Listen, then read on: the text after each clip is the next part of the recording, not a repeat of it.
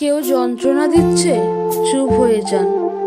কাউকে অনেক ভালোবাসা দেওয়ার পরও প্রাপ্যটা দেয়নি, চুপ হয়ে যান। কোনো মানুষ অনেক অপমান করছে, চুপ হয়ে যান।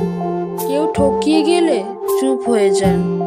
কেউ আপনাকে নিয়ে তুমুল মিথ্যা কথা বললে, দোষারোপ করলে চুপ হয়ে যান। কেউ বিশ্বাসঘাতকতা করছে, চুপ হয়ে যান।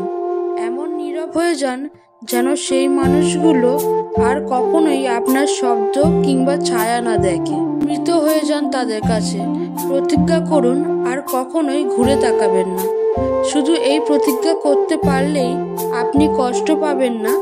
এই যে নীরবতা আপনাকে দম বন্ধ করা আর্তনাদ দেবে, কিন্তু অপরপক্ষকে দেবে আফসোস।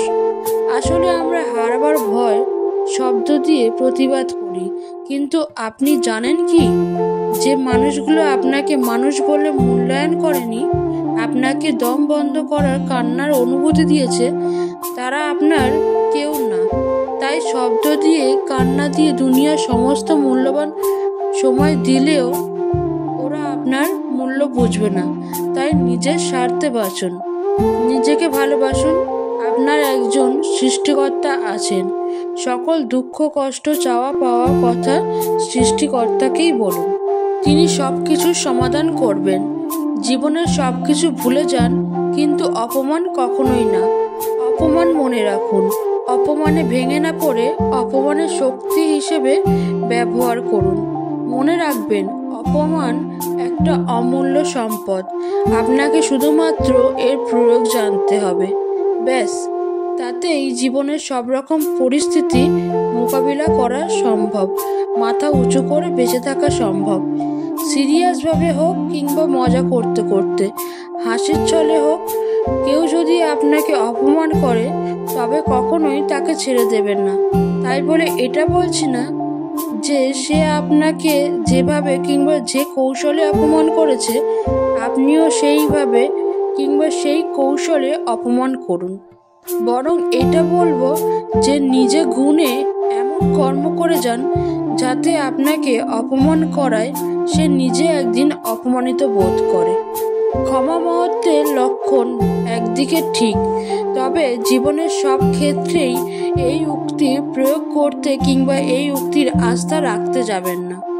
জীবনে অনেক ধরনের মানুষ আসবে এবং যাবে। কেউ ভুল করবে, কেউ বা অপমান করবে। যদি কেউ ভুল করে তবে তাকে ক্ষমা করে দিন, কারণ মানুষ মাত্রই ভুল করে। এক্ষেত্রে ক্ষমা করাটা অবশ্যই মহত্বের লক্ষণ। তবে হ্যাঁ, কেউ যদি অপমান করে তবে তাকে ভুল করেও ক্ষমা করতে যাবেন না, কারণ সে আপনার ক্ষমা করাটাকে মহত্ব নয় বরং দুর্বলতা মনে করে। তাই অপমানের জবাব দিন। অপমানকারীকে ছেড়ে দিলে সে পেয়ে বসবে, পুনরায় অপমান করার চেষ্টা করবে। মনে রাখবেন, ভুলের ক্ষমা হয়, কিন্তু অপমানের কখনোই ক্ষমা হয় না। অপমানের শুধুই হয় জবাব। ভুলের জন্য ক্ষমা আর অপমানের জন্য জবাব। দুঃখ, কষ্ট, অবহেলা এগুলো আসলে তারাই বেশি পায় যারা কেবল নির্দিষ্ট কোনো একজনের মায়াতেই খুব বাজেভাবে আটকে যায়। অতিরিক্ত আবেগ কমাতে হবে, বাস্তবতা বুঝতে শিখতে হবে। যারা আবেগের মূল্য দেবে না তাদের জন্য আবেগই নয়, মাঝে মাঝে কঠোরও হতে হবে।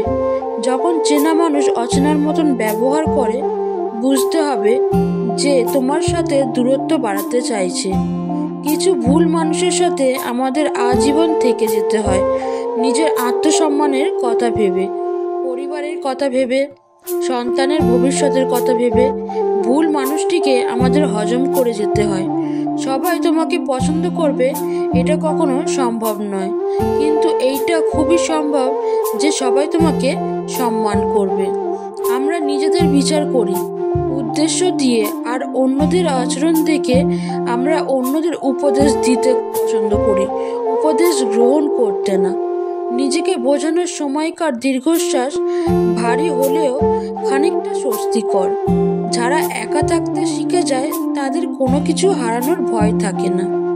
চলার পথে আসলে বাধা আসবে, আঘাত হাজারবার। তাই বলে কি হাত ঢুকিয়ে বসে থাকলে হবে প্রত্যেকবার? জীবনের পথ অনেক বড়, হাঁটতে হবে। একাকী চলার পথে হোঁচট না খেলে বাঁচার মর্ম বুঝবে না। নারী যদি সংসার করতে চায় তাহলে সে কুঁড়ে ঘরেও হাসি মুখে জীবন কাটিয়ে দিতে পারে, আর যদি সংসার করতে না চায় তাহলে সে রাজপ্রাসাদেও লাথি মেরে চলে আসবে।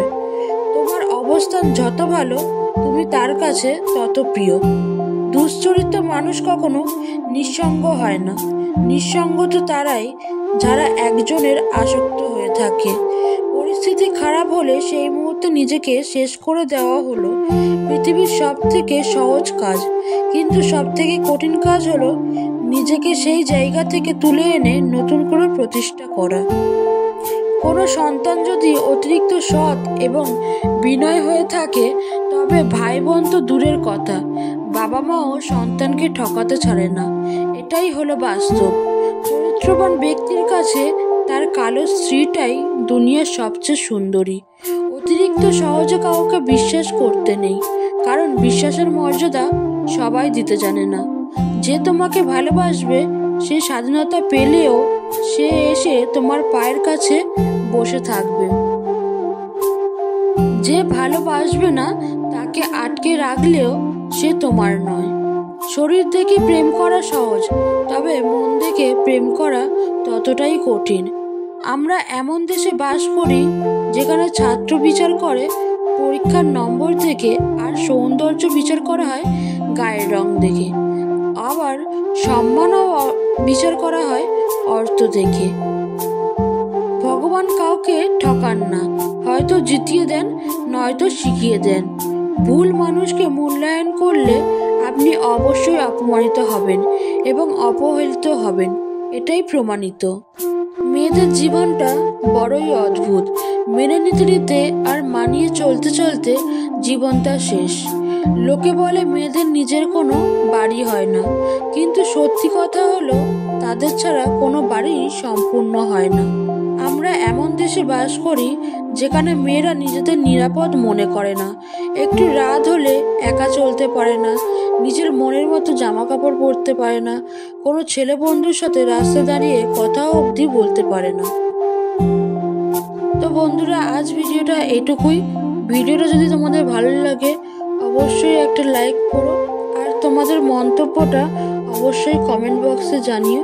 আর যদি ভিডিওটা ভালো লেগে থাকে একটা শেয়ার করে চ্যানেলটিকে সাবস্ক্রাইব করে আমার পাশে থাকবে। তোমাদের একটা লাইক ও সাবস্ক্রাইব আমাকে ভিডিও বানাতে অনেকটা অনুপ্রাণিত করে। ধন্যবাদ আজকের ভিডিওটা পুরোপুরি দেখার জন্য। সবাই ভালো থাকবেন, সুস্থ থাকবেন।